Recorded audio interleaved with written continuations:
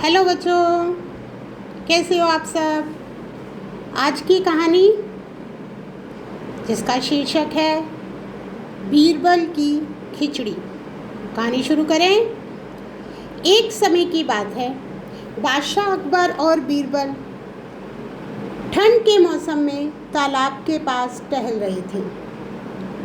बीरबल को एक ख्याल आया और उसने बादशाह से कहा कि पैसों के लिए इंसान किसी भी चुनौती को पूरा कर सकता है। तभी अकबर ने अपनी उंगली तालाब के ठंडे पानी में डाली और कहा कि मुझे नहीं लगता कोई भी इंसान इस कड़कड़ाती सर्दियों में इस तालाब के ठंडे पानी में रात भर खड़ा रह पाएगा। दोनों ने सोचा कि चुनौती दी जाए और राजा ने एक दिन ये ऐलान किया। क्या ऐलान किया कि अगर कोई व्यक्ति पूरी रात भर तालाब के ठंडे पानी के अंदर छाती तक डूबकर खड़ा रह पाएगा तो उसे 1000 मोहरों का इनाम दिया जाएगा। कई लोगों ने कोशिश की, लेकिन इस चुनौती को पार करना काफ़ी कठिन था। फिर भी एक गरीब ब्राह्मण ने इस चुनौती को स्वीकार किया, क्योंकि उसको अपनी बेटी के विवाह के लिए धन की ज़रूरत थी। जैसे तैसे करके उसने कांपते ठिठुरते रात निकाल ली। रात भर पहरेदार भी उस पर नज़र बनाए हुए थे, लेकिन उसने चुनौती पूरी की और सुबह बादशाह अकबर से अपना अर्जित इनाम मांगा। अकबर ने हैरान होकर पूछा कि तुम इतनी सर्द रात में पानी के अंदर कैसे खड़े रह पाए। ब्राह्मण ने कहा कि मैं दूर आपके किले के झरोखों पर जल रहे दिए का चिंतन करके खड़ा रहा और ये सोचता रहा कि वह दिया मेरे पास ही है। इस तरह दिए की लौ ने मुझे ठंड से बचा लिया और रात बीत गई। अकबर ने यह सुनकर तुरंत इनाम देने से मना कर दिया और यह तर्क दिया कि उसी दिए की गर्मी से तुम पानी में रात भर खड़े रह सके, इसलिए तुम इनाम के हकदार नहीं। बेचारा ब्राह्मण उदास मन से रोता हुआ वहाँ से चला गया।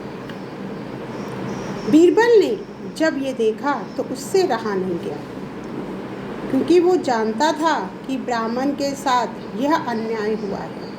उसने ब्राह्मण का हक दिलवाने का निश्चय किया।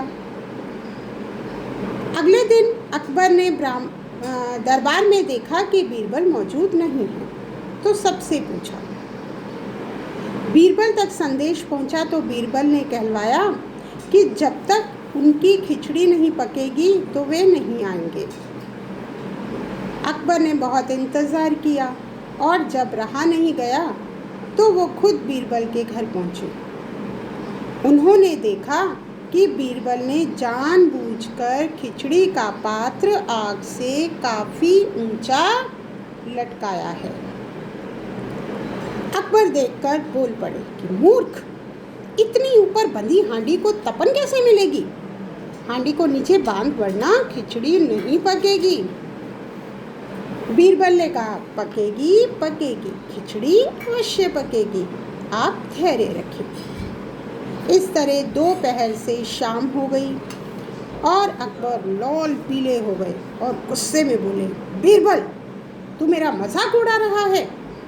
तुझे समझ नहीं आता, इतनी दूर तक आंच नहीं पहुंचेगी। हांडी नीचे लगा। तब बीरबल ने कहा, अगर इतनी सी दूरी से अग्नि खिचड़ी नहीं पका पाएगी तो ब्राह्मण को आपके किले के झरोखे पर जल रहे दिए से तपन और ऊर्जा कैसे प्राप्त हुई होगी। आप बताइए, बताओ बच्चों, ऐसा नहीं हो सकता ना कि जब इतनी सी ऊंचाई पर रखी हांडी को नीचे जल रही ये आग ऊर्जा नहीं दे सकती, तपन नहीं दे सकती, उसकी खिचड़ी को पका नहीं सकती, तो क्या दूर जल रहे एक छोटे से दिए से तपन मिल सकती है, ऊर्जा मिल सकती है? ऐसा नहीं है।